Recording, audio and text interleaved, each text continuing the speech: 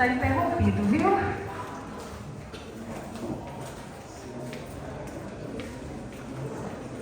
É com imensa satisfação e um profundo orgulho que dou as boas-vindas ao nosso ECIF, Encontro Científico Interdisciplinar da FAVENORTE Espinosa. É uma alegria ver este auditório repleto de pessoas com mentes brilhantes, reunidas para celebrar o conhecimento, a troca de experiências, pilares essenciais para o crescimento acadêmico e pessoal. Nesta edição, temos a honra de apresentar uma atividade verdadeiramente especial, a simulação de um tribunal de júri e a troca de experiências. Perdão. Ainda tem gente aí, não tem?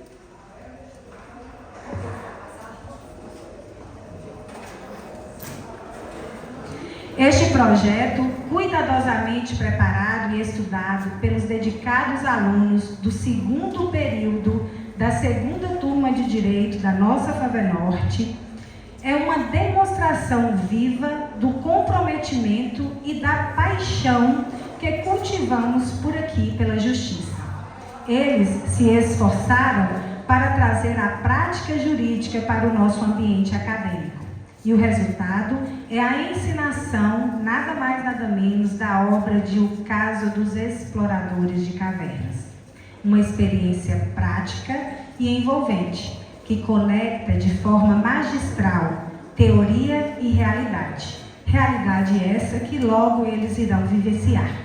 Além dessa atividade central, temos a honra de apresentar ali na nossa biblioteca uma mostra acadêmica de extensão, pesquisa e ensino do curso de Direito da FAVENORTE.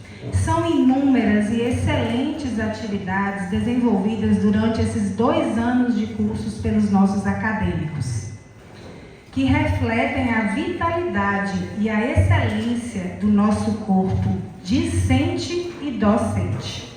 Gostaria de expressar meu mais sincero reconhecimento e gratidão a nossos queridos professores mestres, e aqui incluo o coordenador do curso de Direito. Eles são literalmente artistas na arte de ensinar, profissionais extremamente qualificados que têm contribuído de forma significativa para a formação de nossos alunos. Desejo as mais calorosas boas-vindas a cada um de vocês aqui nesse auditório, que estão aqui presentes para nos prestigiar. A participação de vocês é fundamental e enriquece imensamente este evento.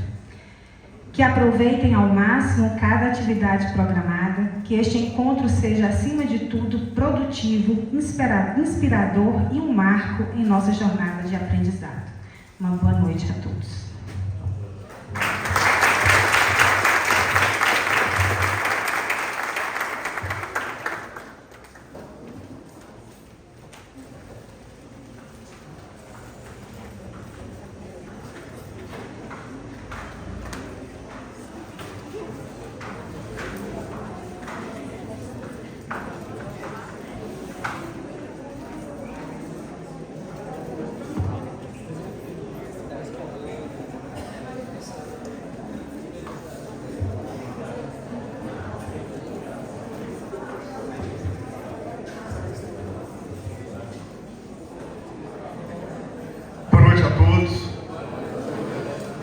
Obrigado pela presença, através do amigo Luciano, cumprimento a todos aqui presentes. Minha fala é rápida, apenas para apresentar o nosso curso. Eu atualmente coordeno a graduação em Direito aqui na FAVENORTE e temos algumas atividades produzidas por nossos alunos que estão aqui expostas. Dentre essas atividades, a simulação do tribunal que vocês verão hoje. Eu costumo falar para os alunos, venho falando desde o início desse semestre, o seguinte desafio. E aí, para vocês que estão terminando o segundo grau, estão na dúvida de fazer faculdade, qual faculdade desejam fazer, eu digo sempre: não venham para cá sem fazer o seguinte desafio. Pesquisem em qualquer faculdade do norte da Bahia todinho, do sudoeste da Bahia, aqui do norte de Minas, se tem alguma faculdade, e aqui eu falo com muito orgulho, tá? Sem humildade, porque eu conto com esse corpo docente de excelência, Dr. Eupídio, Dr. Fale, doutora Rafaela, doutora Patrícia, Dr. Felipe agora integrando. E aqui o desafio é, se alguma faculdade em 5 anos produziu externamente o que nós já produzimos em 2 anos, aí vocês não precisam vir para cá. Mas assim, com muita satisfação, eu queria que vocês conhecessem quanta produção nós tivemos em apenas 4 semestres. E aqui eu quero fazer um agradecimento especial aos professores Farley e Rafaela, porque a semana passada foi bem corrida, estivemos em aulas práticas em Brasília, e lá em Brasília eles tiveram a oportunidade de ver na prática todo o processo legislativo nas 2 casas do Congresso Nacional, seja uma lei iniciando no Senado e sendo revisada pela Câmara, ou vice-versa, até a sanção ou veto pelo Presidente da República. No processo judicial, eles conheceram o STJ, todo o funcionamento do STJ, desde o Tribunal Pleno, a Corte Especial, as 6 sessões e as 3 sessões e as 9 turmas, perdi a conta, falei certo?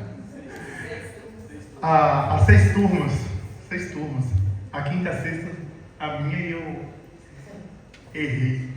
E tiveram também no Memorial Juscelino Kubitschek para entender toda a importância política da transferência da capital federal do Rio de Janeiro para Brasília, a construção de Brasília. Enfim, o que nós temos para apresentar hoje para vocês é uma produção de alto nível, tanto dos nossos alunos como dos nossos professores. Aqui eu agradeço a presença, a colaboração, a participação e convido os senhores a depois dar uma olhada nesses eventos que nós estamos mencionando. Queria agradecer também à Polícia Militar pelo apoio. A Polícia Militar de pronto já esteve aqui ajudando no trânsito e na nossa segurança.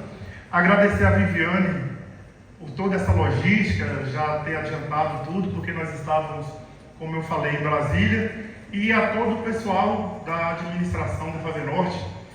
Desde ontem estávamos bem tensos, mas agora já está tudo tranquilo. Então, que vocês tenham uma excelente simulação de júri. Queria convidar rapidamente o professor Farley. Cadê ele? Para vir elogiar o coordenador. E depois estou à disposição. Qualquer dúvida sobre o curso, qualquer dúvida sobre o nosso corpo docente. Lembrando, tá? Professor Farley, mestre, todos os demais professores, mestres e doutores. E o nosso curso ele foi autorizado pelo Ministério da Educação e Cultura com nota máxima. Nós temos um curso com conceito 5, que é a nota máxima do MEC. E por que eu tenho essa fala? Rapidamente, antes de te dar a palavra. Nós temos um costume infeliz, que é achar que santo de casa não faz milagre e que em casa de ferreiro espeto de pau. E o que eu quero mostrar para vocês ali na biblioteca é que aqui, em casa de ferreiro, o espeto é de ferro e santo de casa faz milagre sim. Nós temos aqui na nossa cidade, na nossa região, uma faculdade de excelência. E aqui eu não fico pisando em ovos e tentando ser humilde, porque com esse corpo docente e com essa produção, eu tenho muita felicidade, muita satisfação e só orgulho de trabalhar com vocês.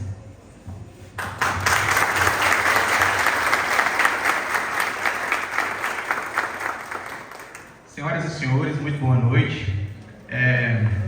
Inicialmente queria agradecer ao professor Eugésio, né? Como ele já solicitou, vou render elogios aqui ao trabalho que ele vem desempenhando, mas de fato é um coordenador que faz toda a diferença, principalmente para a nossa cidade de Espinosa aqui, porque tudo que a gente inventa aí de ideias acadêmicas, ele abraça e rema com as 2 mãos. Isso está explícito no que está exposto para os senhores ali, posteriormente à nossa simulação. A minha fala, eu fui pego de surpresa, porque eu não saberia que eu tinha fala, mas como ele falou em nome do curso, eu quero falar em nome das duas turmas que aqui estão hoje. Nós, pelo segundo ano consecutivo, tivemos a ideia de estar fazendo essa simulação de sessão de tribunal do júri.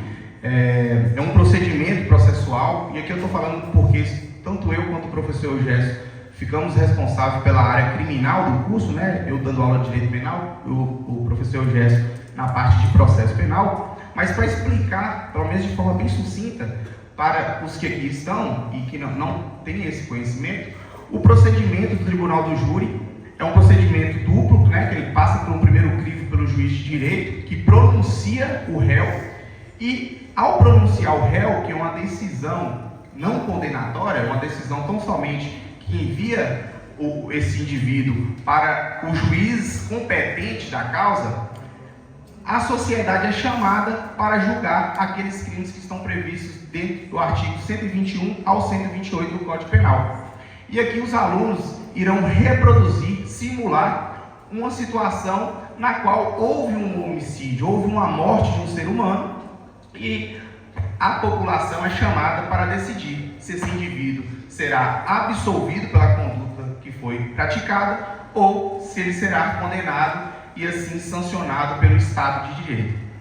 Peço que tenham bastante atenção, acolham nossos alunos. Aqui estão duas turmas que, mediante muito estudo, dedicação e muita simulação, questionamentos, estão aqui hoje preparados para, sem sombra de dúvidas, dar um show para vocês. Muito obrigado.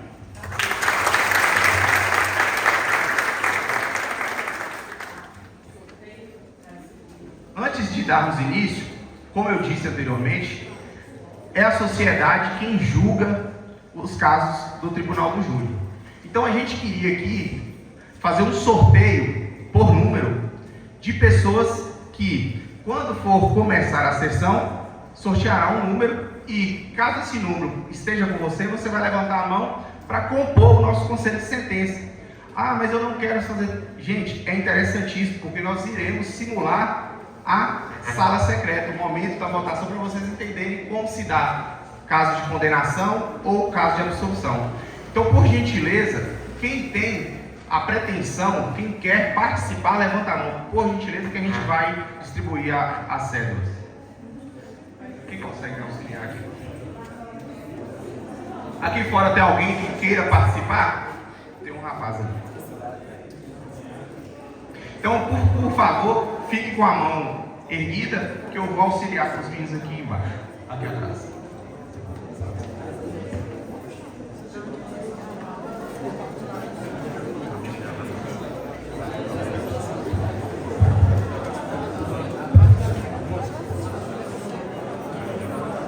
O pessoal, rapidamente, enquanto eles distribuem as cédulas, duas observações que eu esqueci de fazer. Eu fui elogiar a Fala e Rafaela, e o elogio foi pela metade. Eles chegaram do Rio de Janeiro e ontem teve o simulado da OAB aqui na instituição, que eles acabaram tomando frente. Então veja que semestralmente nós realizamos aqui também o simulado da OAB.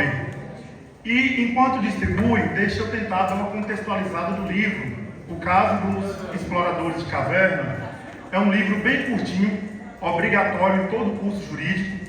É um livro baseado em fatos reais, não no fato ocorrido na caverna, mas o autor se inspira em um fato que ocorreu em um naufrágio. Nesse livro, basicamente, conta a história de 5 pessoas que ficaram aprisionadas em uma caverna. E aí vocês vão ver, vão entender o contexto em que houve um homicídio de uma dessas pessoas para que as outras 4 pudessem sobreviver se alimentando da carne humana. Eu não vou dar mais detalhes, porque aí os meninos vão trazer isso nos testemunhos, mas é apenas para poder contextualizar do que se trata o livro.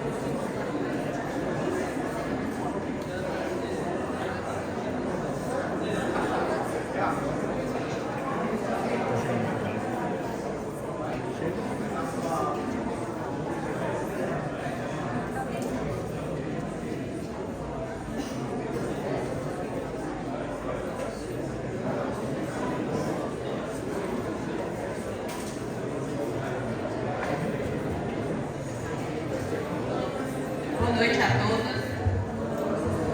Processo número 0004321, hífen 89.2025.8.13.0001. A Justiça do Estado de Minas Gerais contra Arthur Ribeiro Dantas, Fábio Araújo, Igor Alves Moreira, Saulo Gomes Negrão. Peço que todos fiquem de pé para a entrada da juíza presidente da sessão do júri.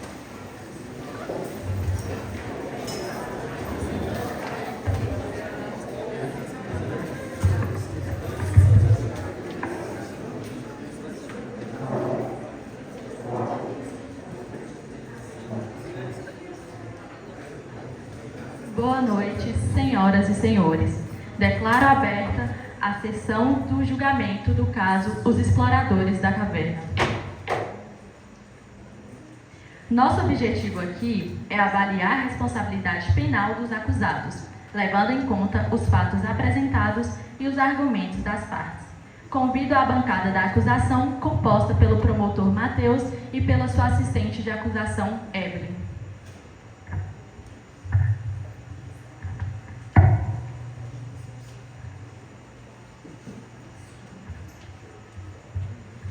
Convido também a bancada da defesa, composta pelos advogados Isael e Felipe.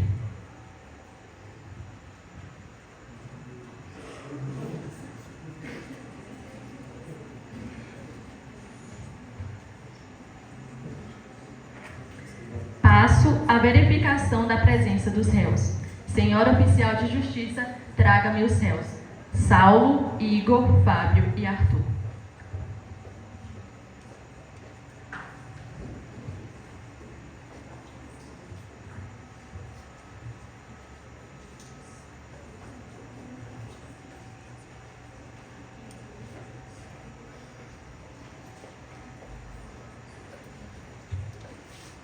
Passo agora à leitura da denúncia.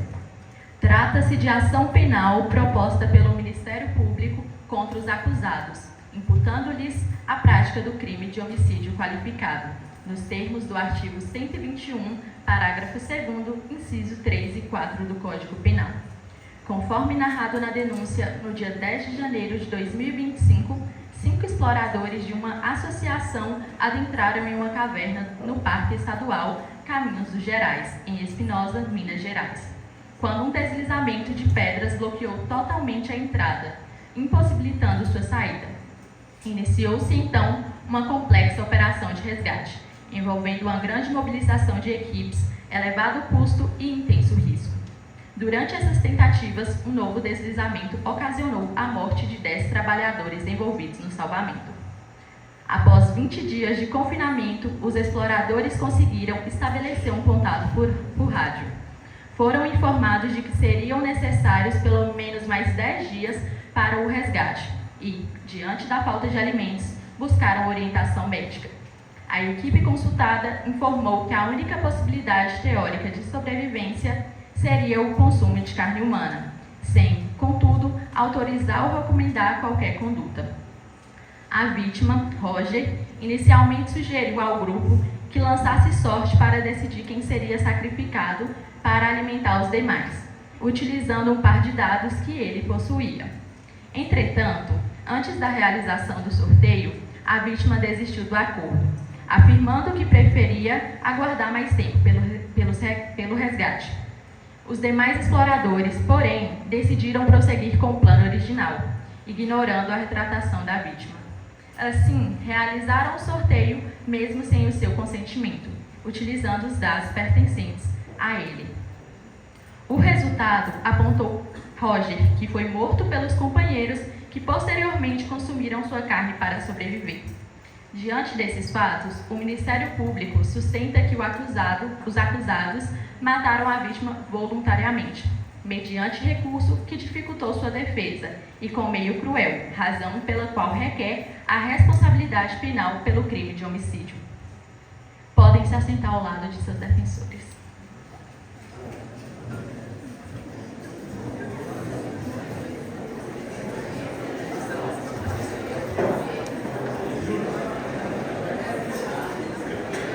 Podem se assentar.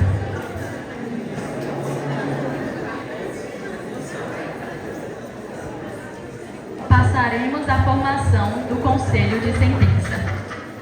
Procederemos o sorteio de 7 jurados que atuarão nesta sessão.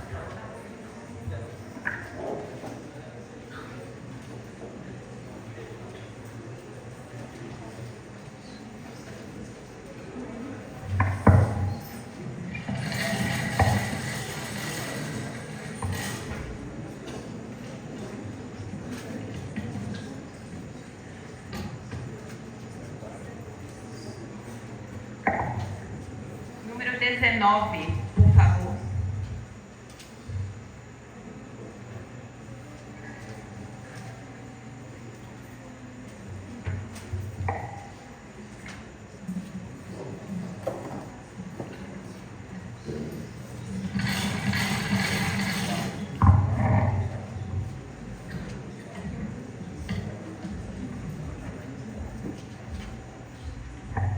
Número 22.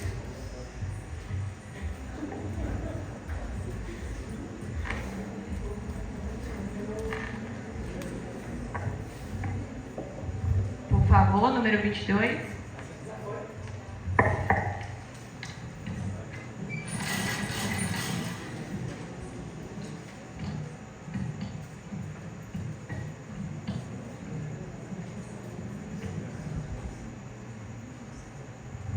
Número 17.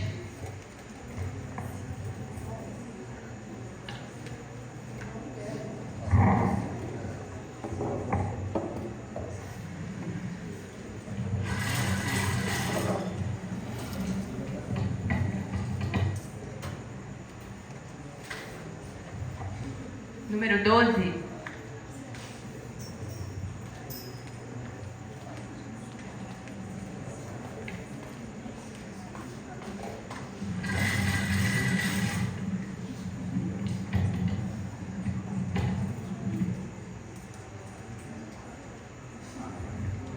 Número 4.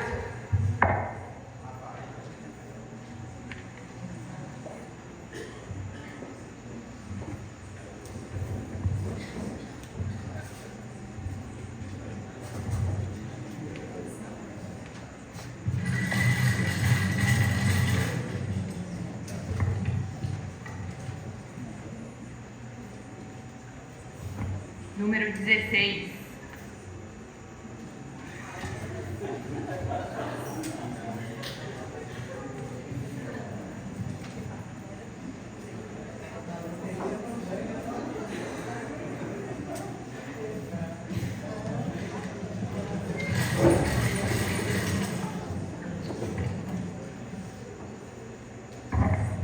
Número 5.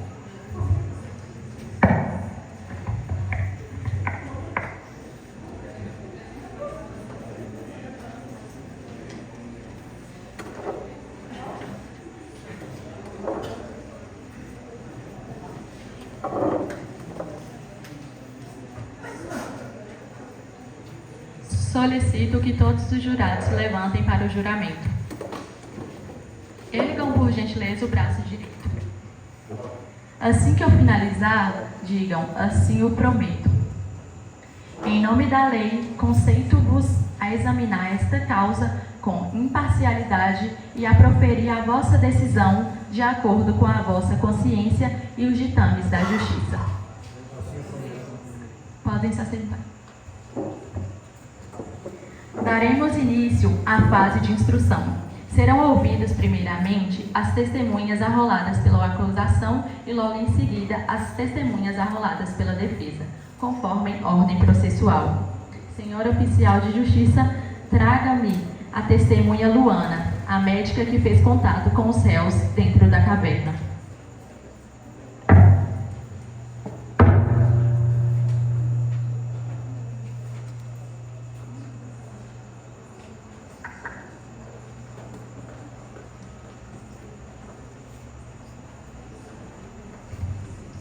Advirto a testemunha acerca do dever de dizer a verdade sob pena de cometer crime. Sim.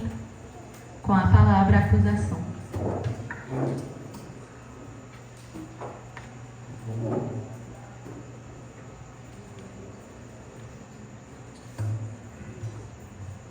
Boa noite, senhora Luana. Boa noite.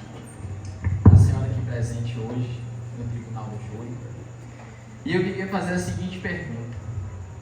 Consta nos autos que a equipe médica ela foi procurada para ter assistência. E eu queria que a senhora falasse como que foi esse contato, como que eles estavam naquela situação. Então, sim, eu confirmo que houve um contato. A equipe médica primeiro recebeu um chamado de socorro e nos deslocamos para o local do desabamento. Como tinham muitas pedras, tivemos que fazer um contato breve por meio de rádio e eu confirmo que eles estavam conscientes, estavam tranquilos. No momento do contato, eles disseram para mim que ainda tinham comida e a única preocupação foi que eles questionaram quanto tempo eles poderiam sobreviver sem comida. Correto. Eles questionaram também sobre a possibilidade de sobreviverem se comessem carne humana. Como que a equipe médica se posicionou? Primeiramente, nós nos relutamos a dar uma resposta sobre isso, porque implicava em muitas condições morais e jurídicas que não queríamos arcar. Mas, com muita insistência dos réus, acabamos confirmando que eles poderiam sobreviver comendo carne humana, mas relutantemente. Sem mais, excelência. Com a palavra, a defesa.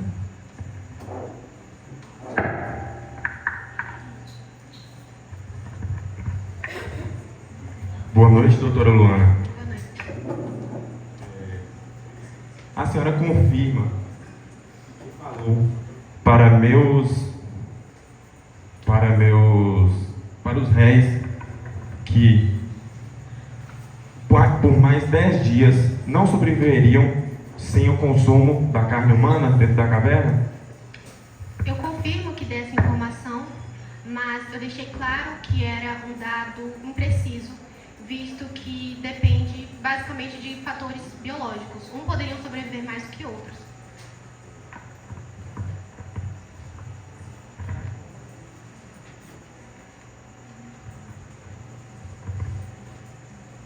Nos autos constam que havia comida dentro da caverna. A senhora confirma isso? Pelo que eles me falaram, sim. Mas como a senhora pode confirmar isso, sendo uma caverna que eles estavam indo explorar? Como poderiam? Imagino que, como exploradores de caverna, eles levaram suprimentos. Mas teria alguma garantia disso? Somente a palavra deles. Ok. Sem mais perguntas. Sem perguntas pelo juízo. Senhor oficial de justiça, traga-me a testemunha Laiane, a esposa da vítima.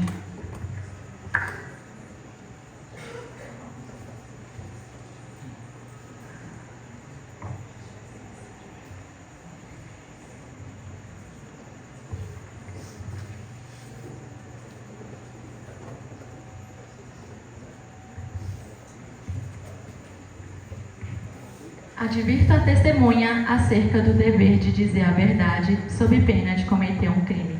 Com a palavra, a acusação.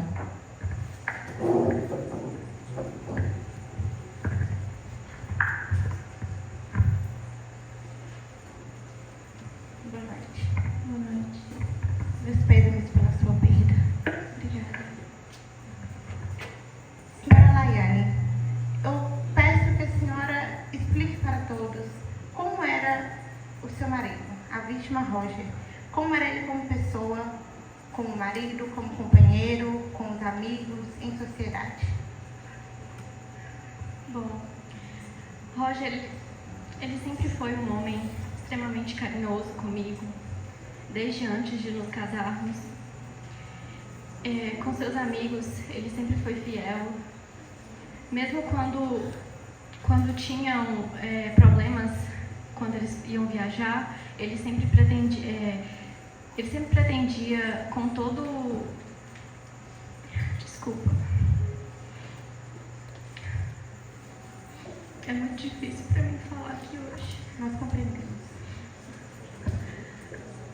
Voltando à sua pergunta, Roger, ele sempre foi um homem de extremo bom coração, sempre ajudava as pessoas ao seu redor.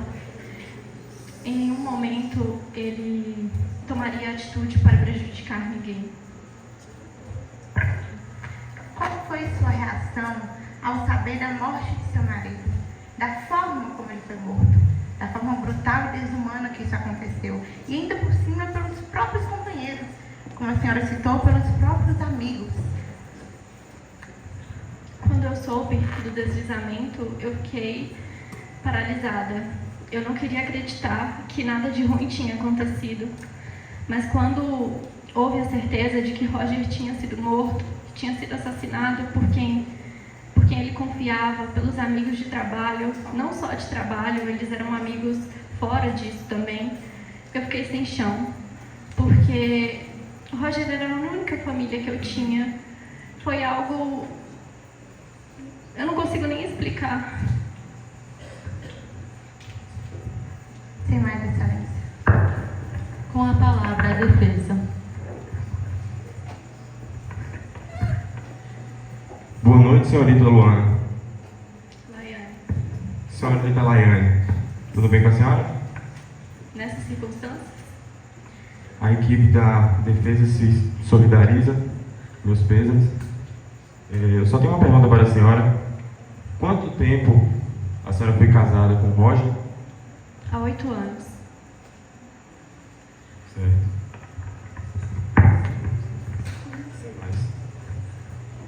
Sem perguntas pelo juízo. Senhora oficial de justiça, traga-me a testemunha Mike, o socorrista.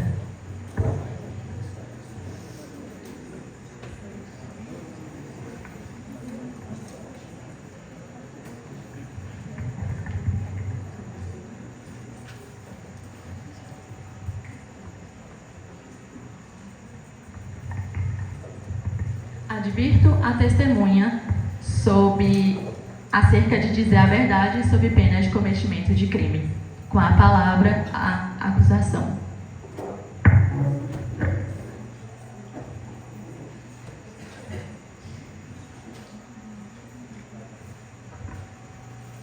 Boa noite, senhor Mike. Oi, doutor. Tudo bom com o senhor? Graças a Deus. O senhor fez parte da equipe médica que socorreu, da equipe de socorristas que socorreram os exploradores. Sim. Consta nos autos que morreram 10 exploradores, amigos, companheiros de profissão do senhor. Como que se deu isso? Como que eles eram como pessoas, como trabalhadores, como companheiros? Eram pessoas dedicadas, honradas pelo serviço. E durante o resgate, lá na caverna, era um local de muita escuridão, né, de pouco acesso, pouco oxigênio, pouca visibilidade. Então era um local difícil, né? E qualquer movimento brusco que eu fizesse poderia acarretar mais e mais deslizamento. Mas não teve jeito. Alguns amigos de profissão, infelizmente, morreram. Não teve jeito. Então o senhor confirma que eles eram pessoas boas? Sim, eram vocacionadas, dedicadas, ao extremo. Sem mais perguntas, excelência. Com a palavra, a defesa.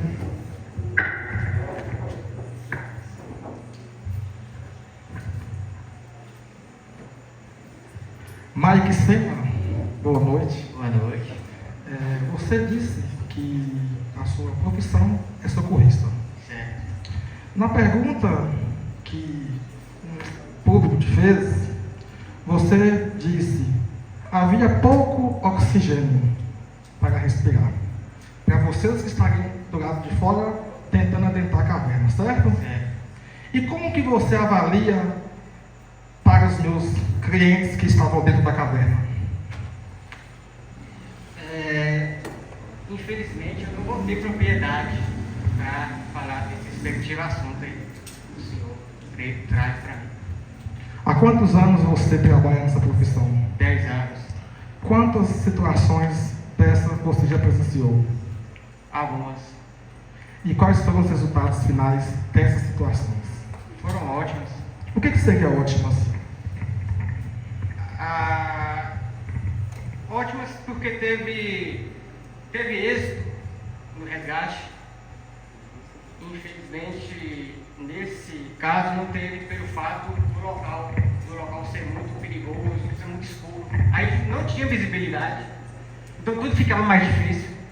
Como socorrista, como profissional, há 10 anos que você vem exercendo essa profissão, você acredita, pela situação que estava no local, que alguns dos meus clientes poderiam ter sido responsáveis por aquela situação? Sem mais excelência, obrigado. Sem perguntas pelo juízo.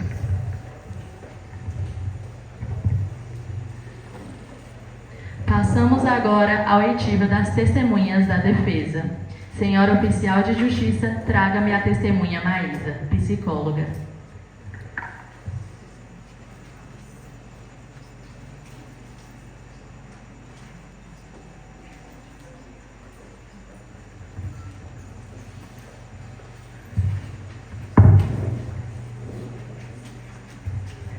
Advirto a testemunha acerca do dever de dizer a verdade, sob pena de cometer crime. Sim. Com a palavra, a defesa.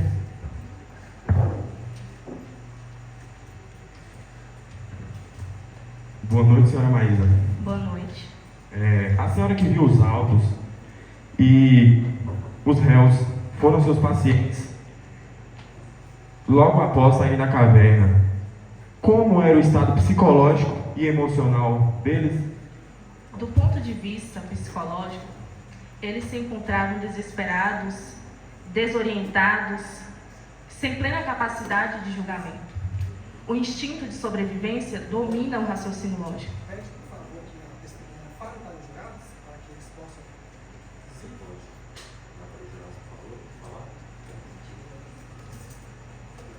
Do ponto de vista psicológico,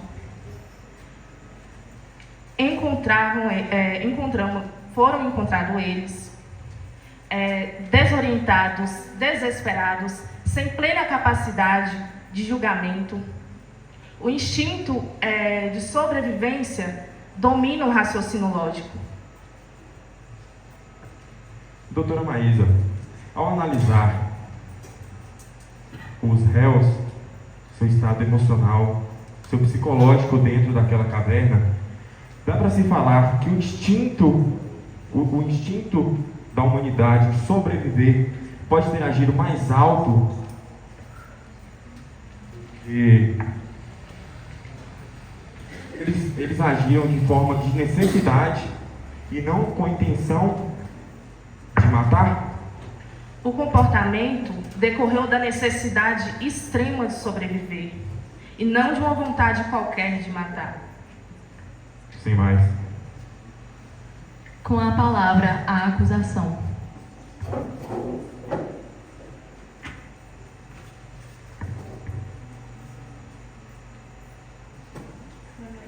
Boa noite. Boa noite, doutora. Segundo seu laudo, os réus eles estavam em estado extremo, como a senhora mesma acabou de dizer. Mas esse estado extremo, ele aplica para poder... para que eles não perdessem totalmente o juízo, o senso crítico? Pode repetir sua pergunta? Certo. O seu laudo, ele relata que os réus, eles estavam em extrema necessidade, estavam numa situação extremista. Essa situação, ela poderia ocasionar a perda total da consciência, do juízo do que eles estavam fazendo? Bom, se eles demorassem ali por mais dias, eu acredito que sim. Porque sem alimento, sem água, em uma situação de pânico, eu acho que sim. A senhora tem uma estimativa de quando eles poderiam perder esse juízo? Qual é o tempo que você estima? 10, 5, 20, 30 dias? Isso eu não posso afirmar. Certo, então a senhora não pode afirmar que no momento em que eles cometeram o crime, eles não estavam mais conscientes, correto? Excelência, a pergunta é para saber se de fato... Excelência, a defesa não pediu pela ordem, então, por favor. Mantenha a ordem e reformule a sua pergunta, por favor. A senhora acabou de me dizer que não tem uma estimativa de quanto eles poderiam perder a lucidez, o juízo crítico, correto? Isso. Então, a senhora não pode afirmar que quando ocorreu o caso, né, quando eles tiveram a morte, eles não estavam mais conscientes. Naquele momento, durante aqueles dias, foi, digamos assim, o suficiente para que acontecesse aquilo. Qual a quantidade de dias? Depois disso, não sei a quantidade exata. Certo. O fato deles terem feito um sorteio para poder decidir quem seria a vítima sacrificada. A testemunha, ela é psicóloga e ela não pode afirmar o que aconteceu na caverna. A promotora, ela está fazendo perguntas de cunho de como aconteceu dentro daquela caverna. Ela tem que fazer perguntas mais práticas, direcionadas à testemunha, conforme o atendimento que ela vem fazendo e o acompanhamento dos réus. Doutora, reformule as suas perguntas. Seja direta. É que eu não havia finalizado a minha pergunta. O fato deles terem feito um sorteio não demonstra que eles tinham senso de julgamento? Eu não posso afirmar algo que aconteceu lá dentro, entre eles, um sorteio, porque eu vim conhecê-lo logo após dessa tragédia. Eu estou pedindo, doutora, uma análise psicológica. Doutora, ela já respondeu às suas perguntas. Sem mais, excelência.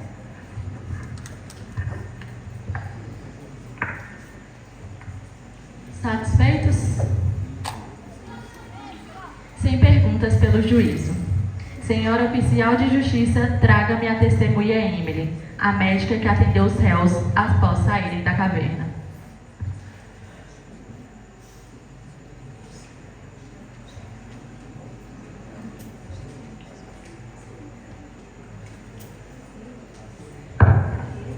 Advirto a testemunha acerca do dever de dizer a verdade sob pena de cometer crime. Com a palavra, a defesa.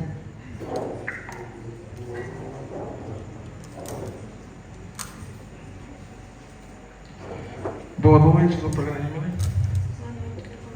Há quantos anos você é médica? Há 8 anos.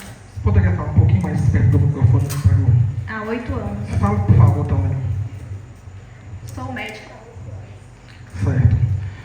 Você foi uma das primeiras pessoas, não há mais uma das, que receberam os meus clientes após chegar no hospital. Você poderia falar qual era o estado e qual era a situação deles naquele momento? Naquele momento, eles estavam extremamente debilitados, com sinais claros de fraqueza, desidratação e com colapso físico. Então, eles estavam muito mal.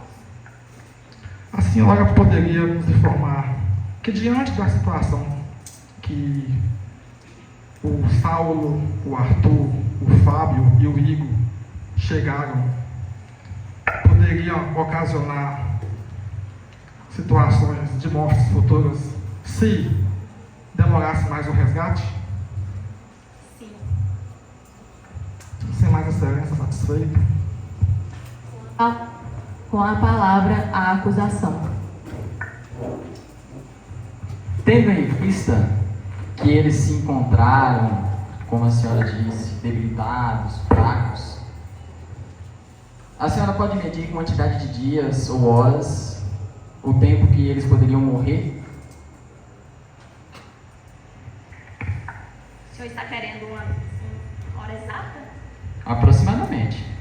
Porque cada um, de acordo com o seu corpo, teria...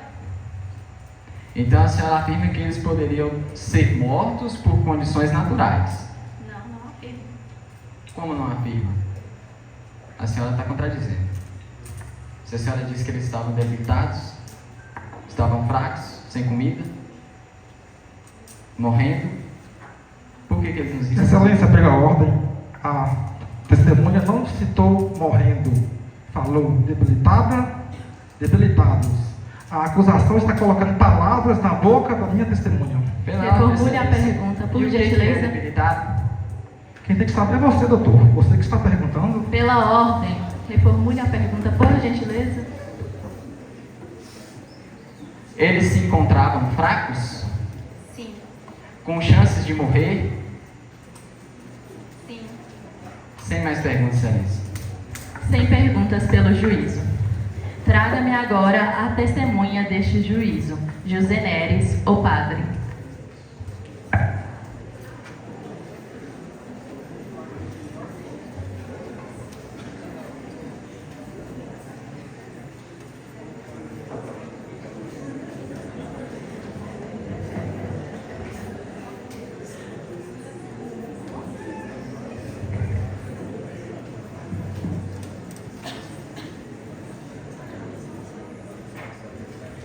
À luz da fé cristã, existe alguma situação em que seja moralmente permitido tirar a vida de um inocente para salvar a própria vida?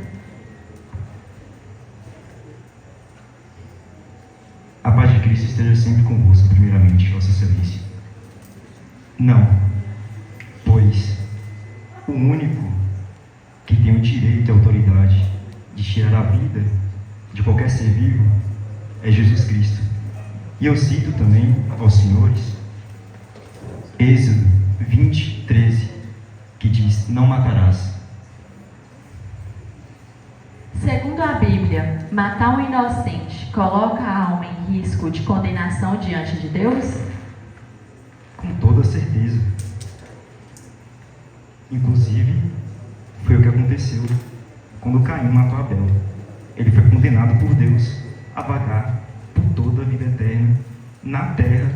Quem dirá um humano qualquer, por que não será condenado?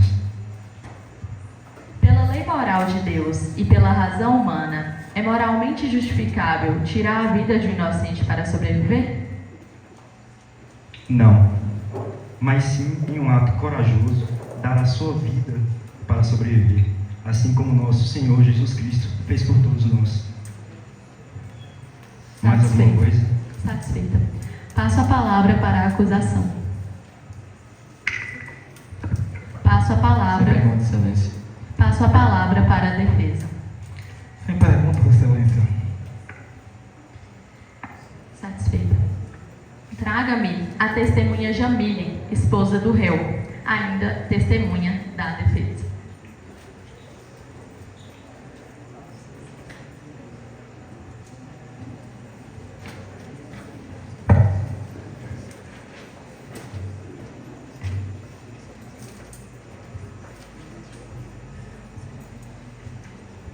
Advirto a testemunha acerca do dever de dizer a verdade, sob pena de cometer crime. Com a palavra, a defesa.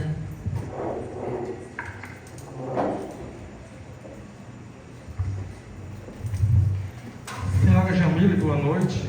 Boa noite. Você é esposa de um dos réus, de um dos nossos clientes, certo? Sim, o réu Saulo. Você poderia apontar qual é seu esposo? Qual que é o Saulo? O último de camisa vermelha. Como é que foi para você, esposa, mãe, ao receber a notícia que o seu marido estava preso em uma caverna? Foi desesperador. Pensar que eu não veria ele novamente. Os meus filhos ficaram desesperados, todos nós muito preocupados. É algo que eu não gostaria que ninguém passasse. É muito triste. Muito obrigada. Senhora Jamile, qual é a relação de amizade que você, seu esposo, tinha e tem com a família da vítima? Uma relação muito boa, todos se tratavam com muito respeito, profissionais éticos de trabalho, amigos fora do trabalho, sempre tiveram uma relação muito boa, não tinha nenhuma controvérsia entre eles, graças a Deus todos se tratavam muito bem. Você está de luto pelo que aconteceu? Sim, todos nós estamos. Os réus estão, todos estão. Sem mais excelência, obrigado por passar a Palavra à acusação.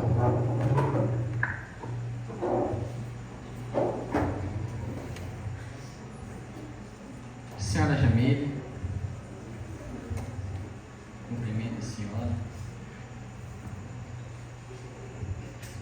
E venho perguntar se o réu, seu esposo, ele se encontrou arrependido do que ele fez?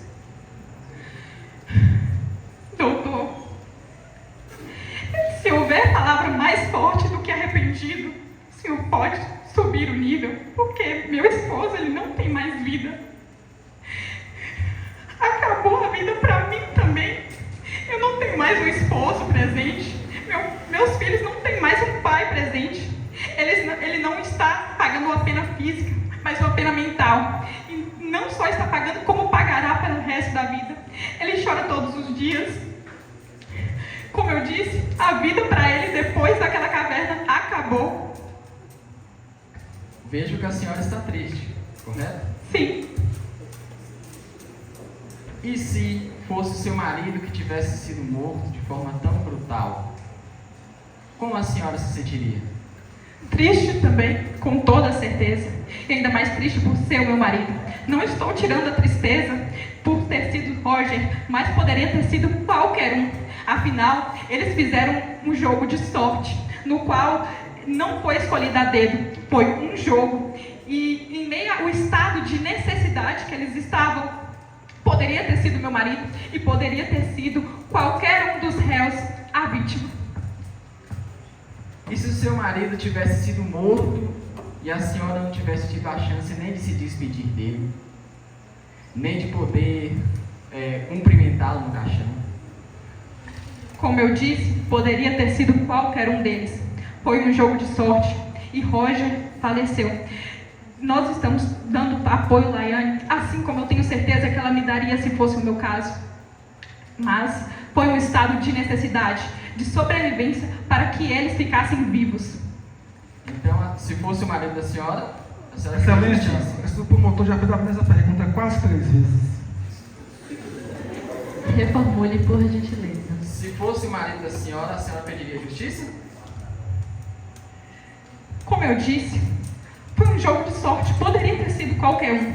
Eu não digo que eu não iria sofrer, obviamente iria.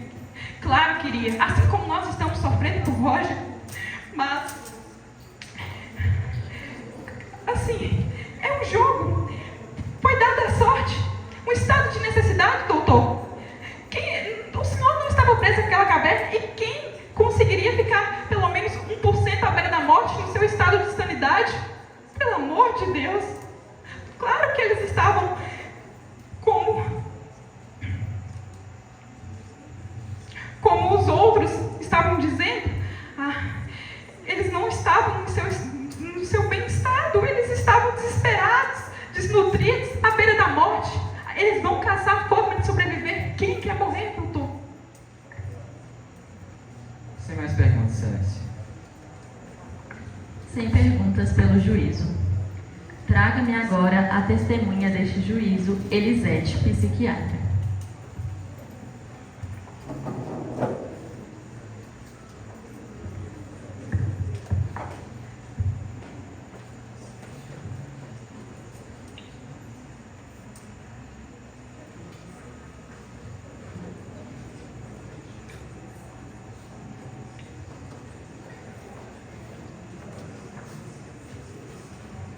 Advirto a senhorita acerca do dever de dizer a verdade sob pena de cumprimento de crime.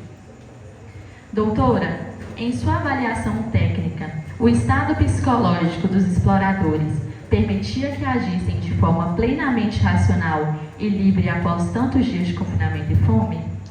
Excelentíssimo. A resposta para a sua pergunta é não. Convido a todos a refletirem comigo. Imaginemos 5 homens em uma caverna, isolados. Não podiam ver a luz do sol, em extremo isolamento e sem alimentos. Há, portanto, comprometimento das funções cognitivas e emocionais. Ou seja, o indivíduo perde a capacidade total de raciocinar com clareza e passa a pensar somente em sobreviver. Em situações de extremo estresse e risco iminente de morte, como a vivida pelos réus, a consciência da ilicitude de um ato pode ser temporariamente comprometida? Sim, pois depende de integridade psicológica. Em situação de morte iminente, o discernimento jurídico e moral se altera.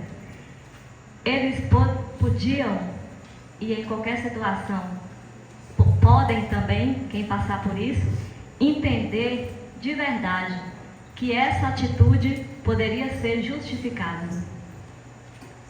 A senhora considera que os réus apresentavam, à época, algum quadro compatível com perturbação psicológica ou emocional que justificasse a inexigibilidade de conduta diversa? Sim, eles expressavam exaustão intensa, expressavam desespero e instinto extremo de sobrevivência. Essa condição torna impossível uma conduta diferente. Excelentíssima, eu e mais 5 psiquiatras renomados nos reunimos, dada a importância do caso, e chegamos a um diagnóstico. Esse diagnóstico está assinado eletronicamente nessa pasta. Vou ler, peço autorização para ler para todos esse diagnóstico. Os exploradores estavam em situação extrema, sem comida e à beira da morte. A decisão de sacrificar um membro do grupo não foi movido por crueldade, mas pela necessidade de sobrevivência. Embora em desespero, usaram o sorteio, demonstrando respeito à dignidade da pessoa humana e à igualdade. Portanto, suas atitudes devem ser entendidas como resultado de uma necessidade vital, não como um crime moral. Passo a palavra para a acusação. Sem perguntas, Excelência. Passo a palavra para a defesa. A defesa também não tem perguntas, Excelência. Satisfeito. Encerrados os depoimentos, concedo a palavra para o interrogatório dos réus. Informa aos acusados que possuem o direito constitucional ao silêncio e que este não pode ser interpretado ao seu desfavor. Senhora oficial de justiça, traga-me o réu Igor.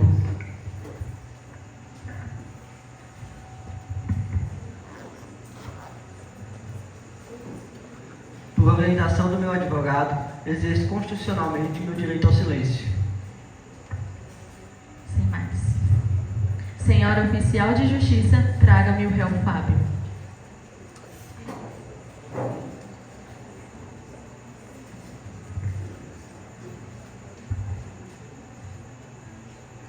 Excelência, por orientação de minha defesa, eu também vou utilizar o direito de permanecer em silêncio. Senhora oficial de justiça, traga-me o réu Arthur.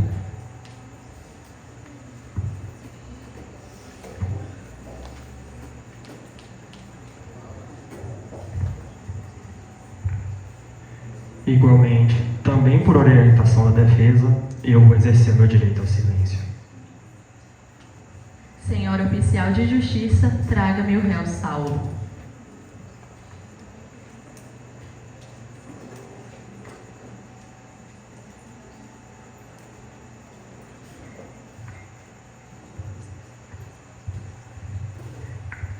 Advirta o réu acerca do dever de dizer a verdade.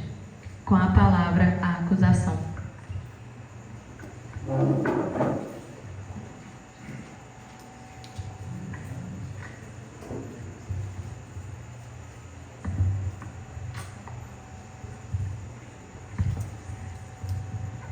Boa noite, senhor Saulo. Boa noite. Consta nos autos que a vítima Roger não desistiu de participar do jogo. Por que vocês jogaram dado em nome dele? Nosso grupo, doutor, ele estava muito unido. A ideia, a princípio, foi do senhor Roger. Então, como um parecer médico que ele pediu, e esse parecer médico não foi tão explicado para a gente ainda convencido da ideia. Nós estávamos debilitados já, e essa ideia, ela veio a nossa ideia que era a única forma de sobreviver. Então aí foi quando nos unimos, juntando todos em um grupo e rolamos o dado. E o último dado, nós jogamos por ele. Ele, subjetivamente, ou por uma questão, ele não subjugou esse dado. Ele até nos disse ainda, foi a própria sorte. Então, aí foi o que nos aconteceu, porque essa ideia de sobrevivência, a gente já não sabia como lidar com ela, porque nós não tivemos respostas. Se fosse o senhor que tivesse desistido e tivesse seus companheiros contra você, o que você faria? Doutor, agora que eu saí do hospital, que estou um pouco lúcido de todo aquele trauma, daquela caverna escura, não tinha nada para a gente comer ou beber. Foi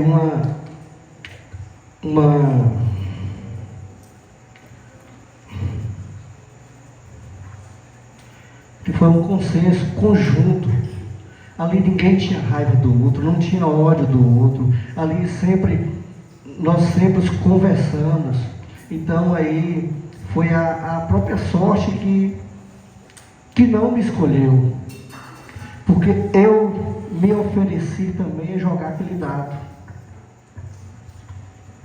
A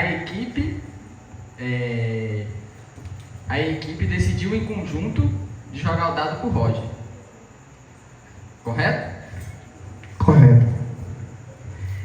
Vocês tinham consciência de que o ato de matar era crime? Doutor, não. Nós não tínhamos consciência daquele fato. Poderia eu estar hoje aqui sentado, porque com todo nós não enxergávamos o outro dentro da caverna. Simplesmente nós estávamos tão debilitados, fracos. Nós não tínhamos nem noção do tempo. Foi que a ideia sugerida por Roger, ele sim tentou desistir, mas ao rolar o dado, ele foi consenso com aquela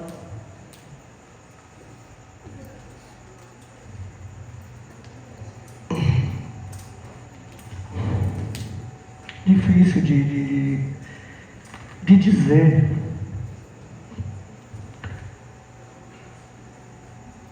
Porque nós não estávamos totalmente lúcidos sobre aquela questão. Eu queria que o senhor se direcionasse aos jurados, por favor. O senhor sabia que o resgate estava trabalhando arduamente para salvá-los? Doutor, não, a princípio não. Nós não sabíamos. Nós não sabíamos nem a noção do tempo que a gente estava dentro daquela caverna. Porque logo que desmoronou aquela caverna, se trancou tudo. Não enxergava um ao outro. Não tínhamos nem menção de encontrar o outro. Só um tempo depois é que nós encontramos um ao outro e ficamos juntos.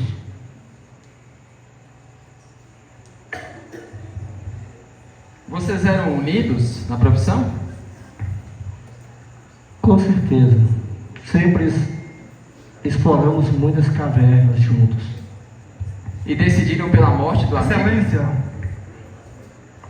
o Ministério Público, pela ordem... Estou fazendo perguntas. Mantenho a pergunta. Mantenha a pergunta. Por favor. Repita, por favor. Então a equipe escolheu matar um colega? Excelência, pela ordem, o réu testemunhou que não escolheu, consta nos autos, foi um jogo de sorte através de um dado.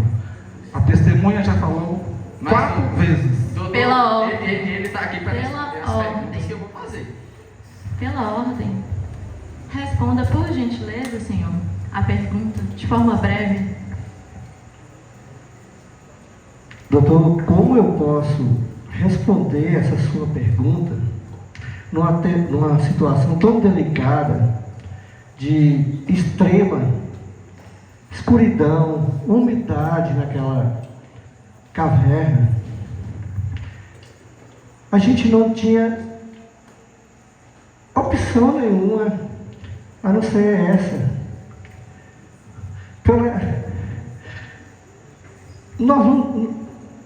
Essa incapacidade mental que vocês até citaram, porque agora, depois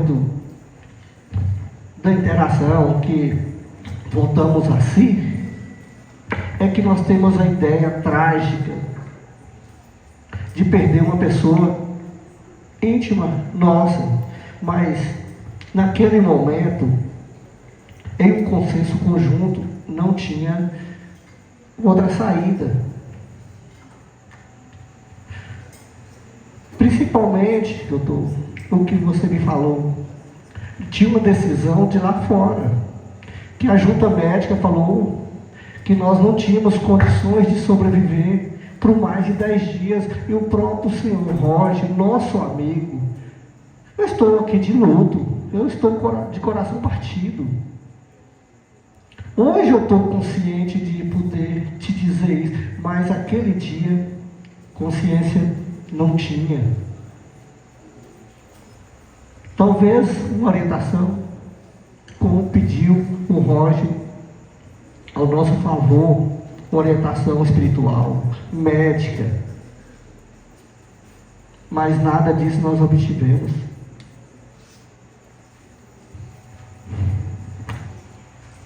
Não está sendo fácil. Sem mais perguntas, Excelência. Com a palavra, a defesa.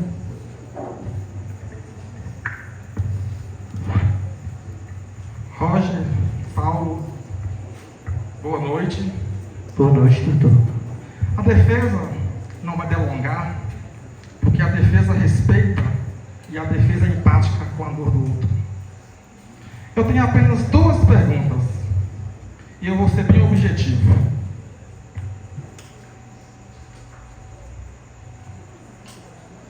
Dentro da caverna, era dessa forma ou era mais escuro? Muito, muito, muito mais escuro. Não se via nada. A outra pergunta é simples.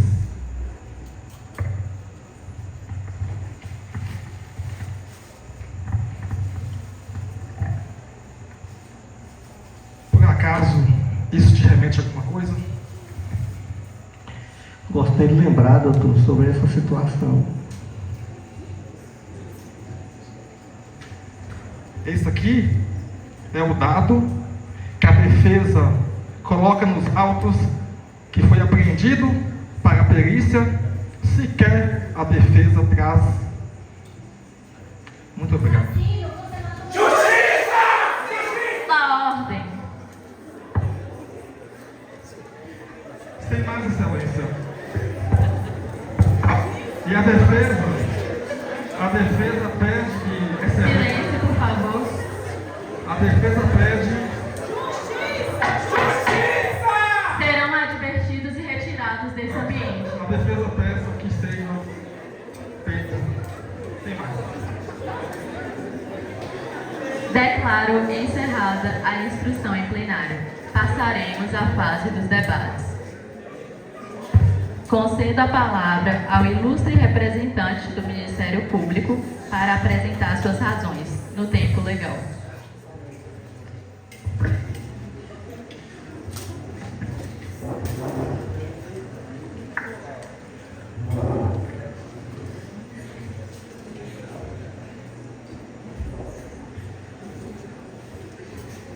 Cumprimento cordialmente Vossa Magnicência, presidente desse Tribunal do Júri, estendo meus cumprimentos à defesa, composta pelo doutor Felipe, doutor Israel.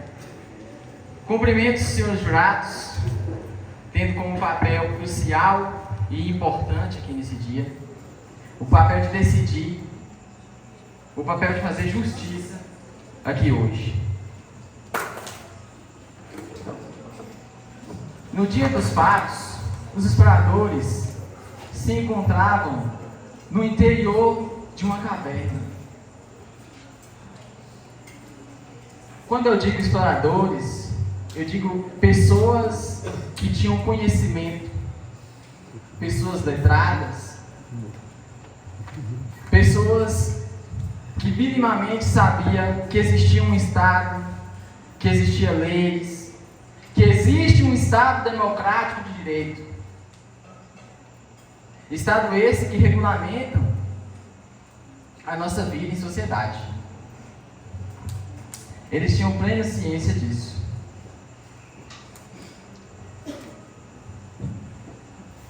No decorrer do tempo, o Estado não mediu forças para tentar salvá-los. Eu trago aqui para os senhores e senhoras jurados dados que para o resgate foram realizados a venda de 800 mil títulos associativos, e ressalta que isso tudo foi gasto para tentar salvá-los. Eu digo aqui para os senhores e senhoras jurados que foram mortos 10 trabalhadores. 10 pessoas que estavam desempenhando o papel de sua função. E ali morreram. O Estado não mediu esforço para tentar salvá-los. O Estado estava ali presente. O Estado estava lá, fazendo o que era possível e impossível para salvá-los. O que era possível e impossível. Tudo aquilo que estava no alcance. Tudo aquilo que podia ser feito. No decorrer do tempo, eles conseguiram contato através de um rádio com o mundo exterior, com o pessoal que estava de fora, que estavam realizando os trabalhos para salvá-los. E consta nos autos que o lapso temporal foi de 8 horas em cerca de um contato e outro. Porque foram vários contatos, né? Assim, fracionados. Cerca de 8 horas. Tempo suficiente para eles pensarem nas atitudes deles. Tempo suficiente para raciocinar o que poderia ser feito. Eles não agiram de forma, assim, pelo calor do momento. Sem pensar. Tiveram tempo. Tanto que foi proposto o jogo. Aqui eu trago para os senhores, senhoras, jurados, artigo 3º da LIMB. Ninguém se excusa de descumprir a lei alegando que não a conhece. Eles conheceram. E mesmo assim a descumpriu. Sabiam que praticar homicídio era crime. Está previsto no Código Penal brasileiro. Tinham plena ciência disso. Total ciência de que o ato era crime.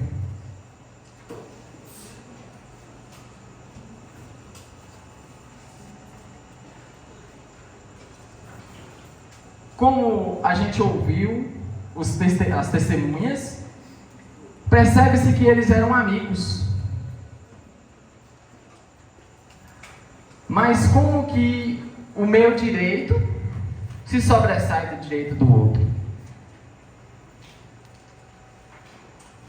Como que eu tenho o direito de viver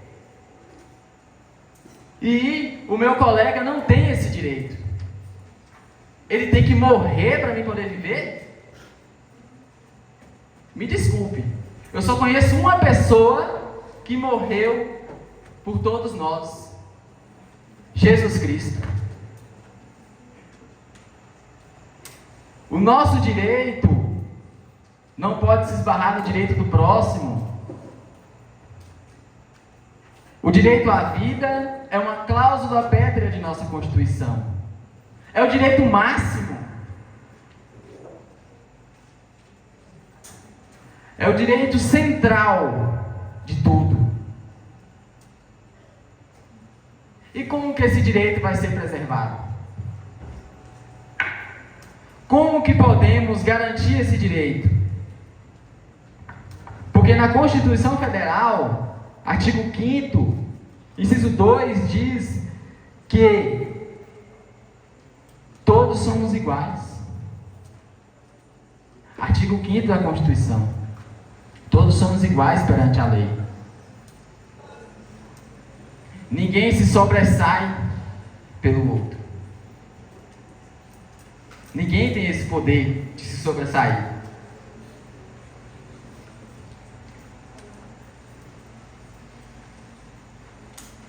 Acerca do descumprimento das normas que regulamentam o Estado Democrático de Direito, novamente na Constituição, prevê que todos são obrigados a cumprir o que está escrito em lei. E o que está escrito em lei? Que a prática do homicídio é crime. Está previsto. Código Penal brasileiro.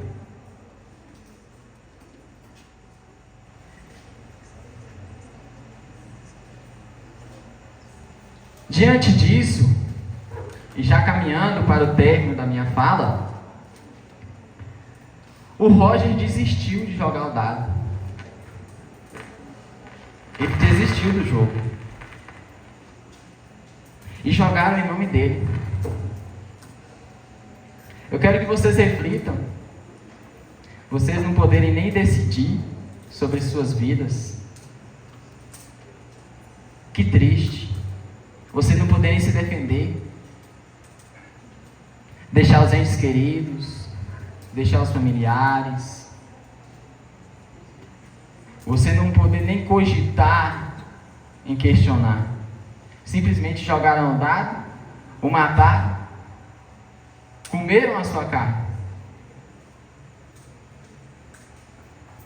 Que triste. Muito triste.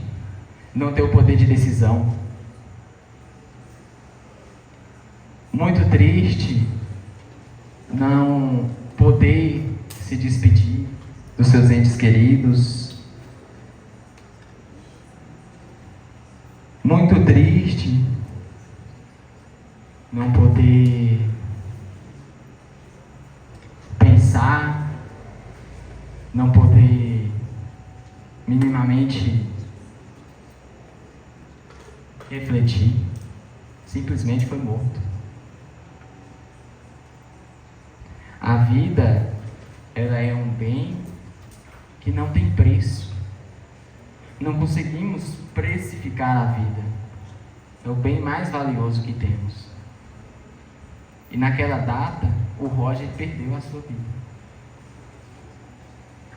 E aqui eu finalizo a minha fala dizendo que, e se ele tivesse sobrevivido?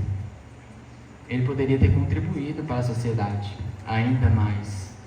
Poderia ter sido um ídolo. Poderia voltar para a sua família. Doutor, o seu tempo está finalizando. Faltam 40 segundos.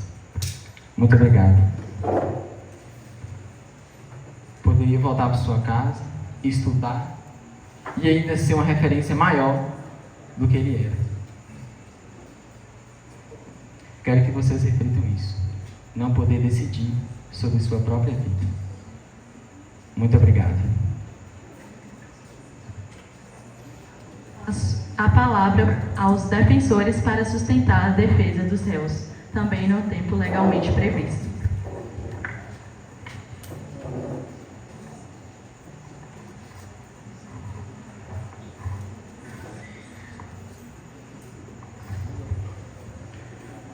Cumprimento a excelentíssima senhora juíza de direito. Cumprimento o Ministério Público, representado pelo doutor Matheus Marques, aos colegas doutor Felipe, doutora Evelyn, nossos cumprimentos. Cumprimento a todos vocês que se fazem aqui presentes, porque o júri popular é isso, é convidar a população para poder estar. E cumprimento a cada um dos senhores e senhoras com muito carinho, porque eu não vou falar que vocês hoje têm uma difícil missão. Hoje, vocês vão olhar para aqueles 4 e vocês vão ter o compromisso de decidir se eles vão carregar também esse peso ou não.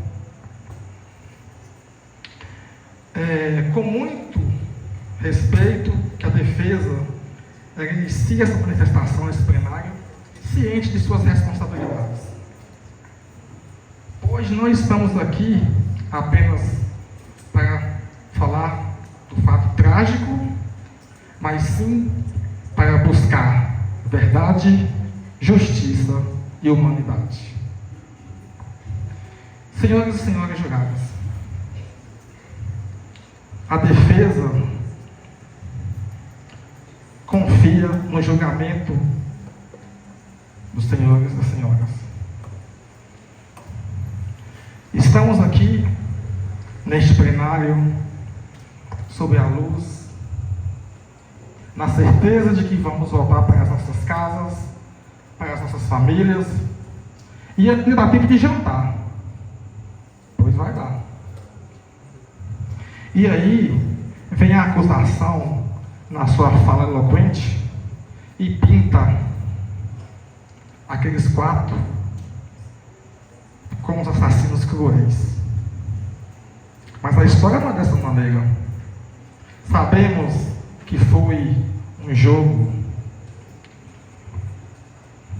A acusação não entregaram para as postas excelências os laudos, nem sequer eles colocaram na peça. Sabe por quê? Porque o tempo todo consta que não havia, em momento algum, condições deles serem ou cometer o crime. Com todo respeito, por favor, você poderia pegar e passar para os demais? A defesa, ela não vem apenas trazer alegações, não, como a acusação está fazendo. A defesa vem trazer fatos, verdades.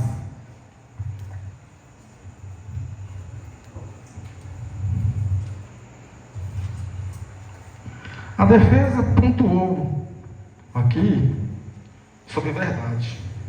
A acusação trouxe que matar é crime. Todos nós sabemos que matar é crime. Está no Código Penal, artigo 121.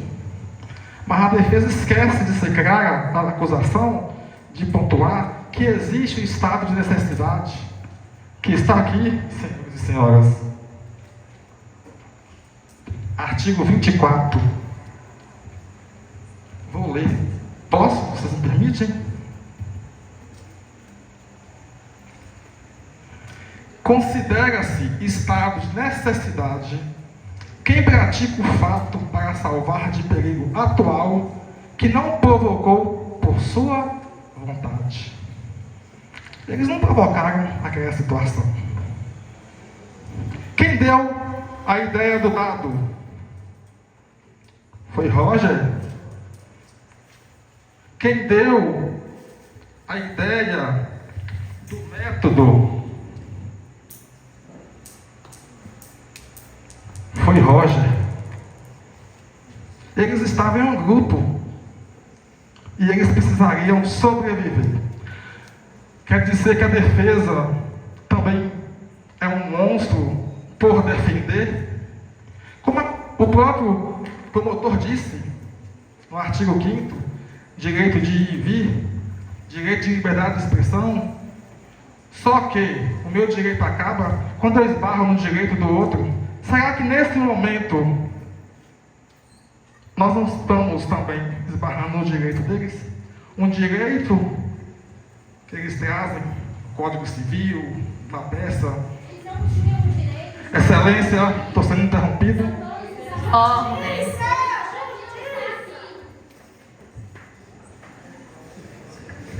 Excelência, eu peço que meu tempo dele seja acrescido por conta dessa interrupção. O senhor terá mais 5 segundos acrescidos. Ótimo, Excelência. Por isso que eu gosto do julgamento quando era presente, porque era bem justa, era bem imparcial. Muito obrigado. Como eu estava falando, foi o Roger que premeditou. Aí eu pergunto, qual era a necessidade dele estar naquela caverna com aquele dado? Não estou aqui para poder falar que a atitude é certa ou errada. Eu estou aqui para poder mostrar a versão dos fatos, a versão verdadeira, não a versão que a acusação pintou e desenhou. Senhores e senhoras do juiz, a defesa,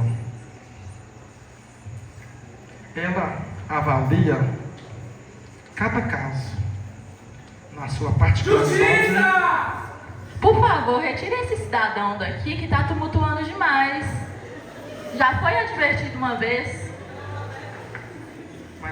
Justiça! Justiça! Retirem esse cidadão, pelo amor de Deus. Justiça!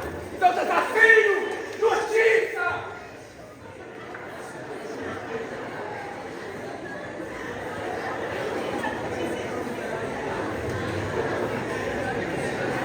Excelência. La ordem. Prossiga.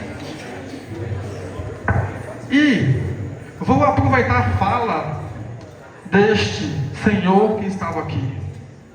É isso que a defesa vem pedir. É justiça. A defesa não vem pedir vingança, como a acusação quer. A defesa ataca ideologias, a acusação ataca pessoas.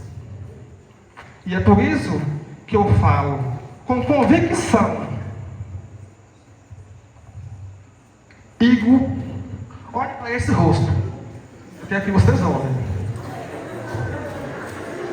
Fábio, Arthur, Saulo. Esses 4, eles carregam consigo um trauma que vai levar para o resto da sua vida. Quando eles dormem, quando eles fecham os olhos, como que vocês podem imaginar? Será que eles conseguem dormir? Alimentar? É muito fácil estar do outro lado.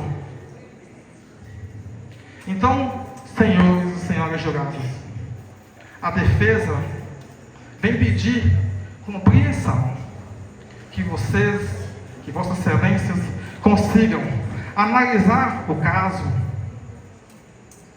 e, acima de tudo, pensar: se fosse eu dentro daquela caverna, qual seria a minha atitude?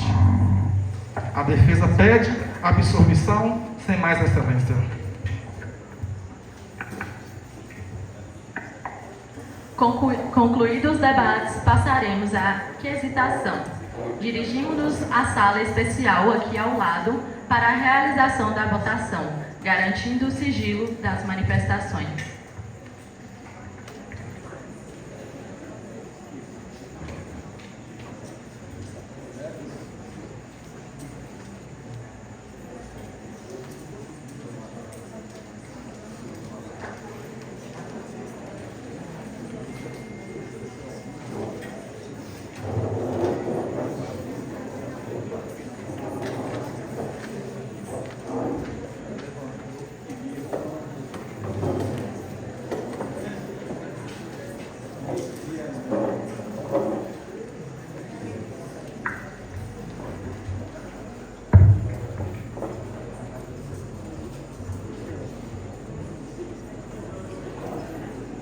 Pessoal, esse é o momento em que os jurados vão votar os quesitos, se condenam, se absolvem aos réus.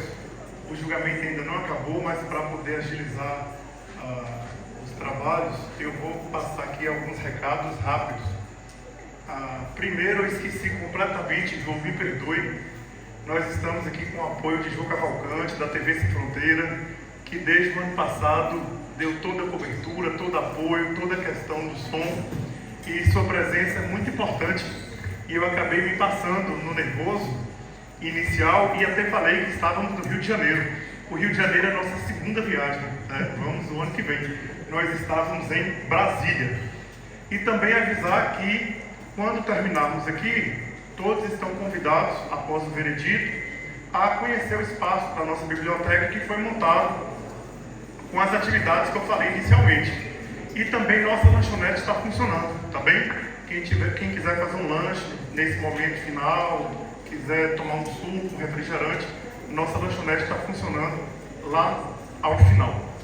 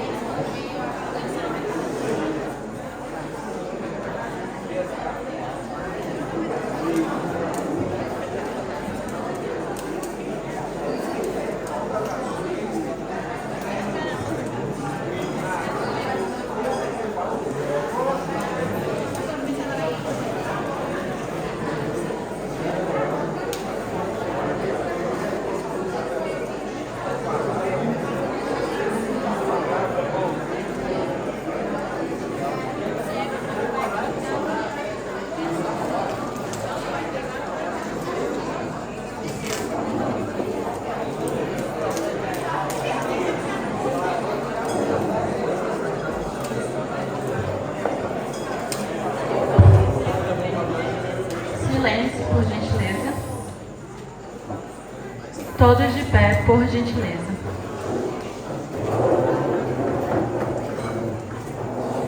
Os acusados Igor, Fábio, Arthur e Saulo foram julgados pelo Tribunal Popular do Júri pelo crime previsto no artigo 121, parágrafo 2º, inciso 3 e 4 do Código Penal, contra a vítima Roger, ocorrido no dia 10 de janeiro de 2025. A defesa apresentou a tese da excludente de ilicitude do estágio de necessidade, sob o fundamento de que a morte da vítima seria o único meio para sobreviverem à tragédia. O Ministério Público pugnou pelo não conhecimento da excludente de ilicitude e requereu a condenação dos réus nos termos da denúncia. O Colégio do Conselho de Sentença acatou a tese apresentada pela acusação, entendendo que os acusados praticaram o homicídio mediante meio cruel e através de recurso que dificultou a defesa da vítima. Diante da decisão soberana do Colégio do Conselho de Sentença, ficam os acusados incursos nas penas previstas no artigo 121, parágrafo 2º, inciso 3 e 4 do Código Penal. Passo à dosimetria da pena. A primeira fase, circunstâncias judiciais. A linha A, culpabilidade. Norma à espécie. Não havendo circunstâncias que permitam violar além da normalidade esperada para o delito de homicídio. Antecedentes. Os réus não ostentam antecedentes criminais conforme atestam as certidões de D, número 289142. Conduta social, sem elementos para aferição. Personalidade, sem elementos suficientes para aferição. Motivos. Em conformidade com o caso em concreto, os réus agiram em contexto de angústia e sofrimento mental e físico. Portanto, os motivos não são desfavoráveis aos réus. Circunstâncias normais à espécie. Consequências normais à espécie. Comportamento da vítima. A vítima em nada contribuiu para a prática do crime. Assim, tendo em vista que não existem circunstâncias judiciais desfavoráveis, fixo a pena base em 12 anos de reclusão para os réus. Segunda fase, circunstâncias legais. Verifica-se que não há atenuantes ou agravantes, motivo pelo qual mantém a pena intermediária em 12 anos de reclusão para todos os réus. Terceira fase, causas de aumento e diminuição. Não há causas de aumento ou diminuição de pena, tornando as penas definitivas em 12 anos de reclusão. Regime inicial. Para cumprimento da pena privativa de liberdade, fixo inicialmente o regime fechado para todos os réus, nos termos do artigo 33, parágrafo 2º, a linha A do Código Penal, considerando a quantidade da pena fixada, superior a 8 anos. Substituição da pena e suspensão condicional. Inviável a substituição da pena privativa de liberdade por restritivas de direito, nos termos do artigo 44, inciso 1 do Código Penal, tendo em vista tratar-se de crime cometido com violência contra a pessoa e pena aplicada superior a 4 anos.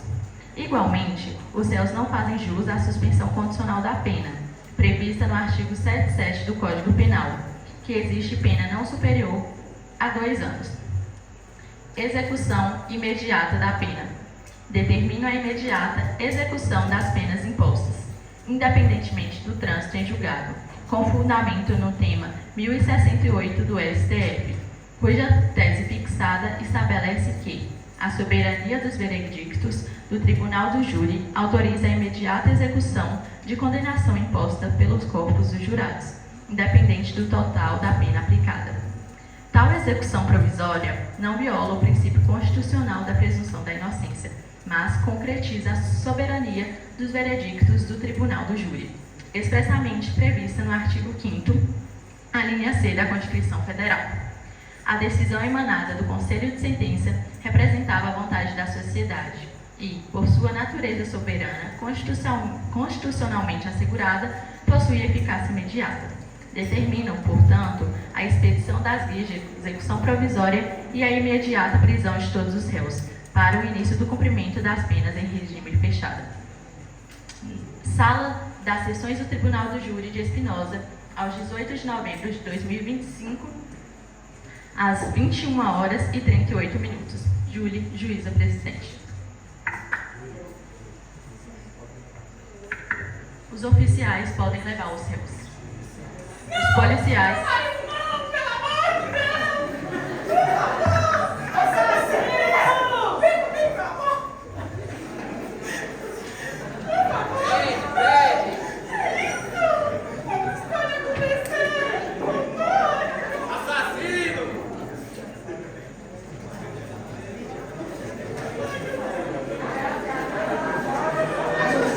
Pudrência na cadeia.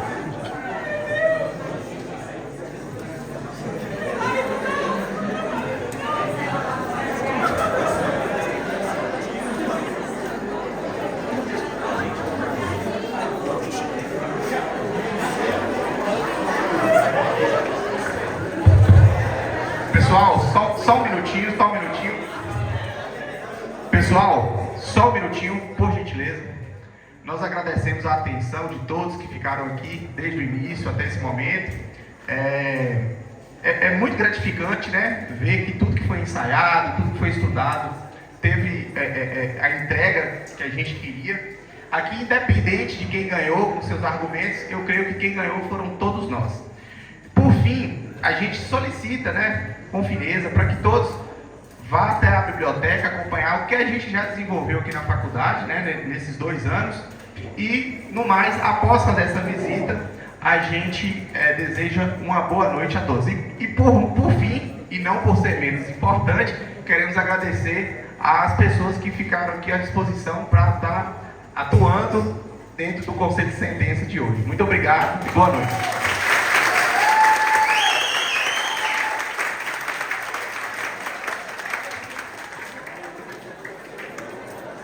Pessoal, boa noite, obrigado a todos. Lembrando a vocês que devido ao período para carregar as imagens, a partir de amanhã cedo o julgamento estará à disposição para sempre no YouTube TV Fronteira MGBA. Então toda a apresentação ficará disponível no YouTube para você poder ver novamente esse espetáculo aqui da FAV Norte na TV Fronteira no YouTube. Já no Instagram a gente agradece a você que acompanha. Muito obrigado.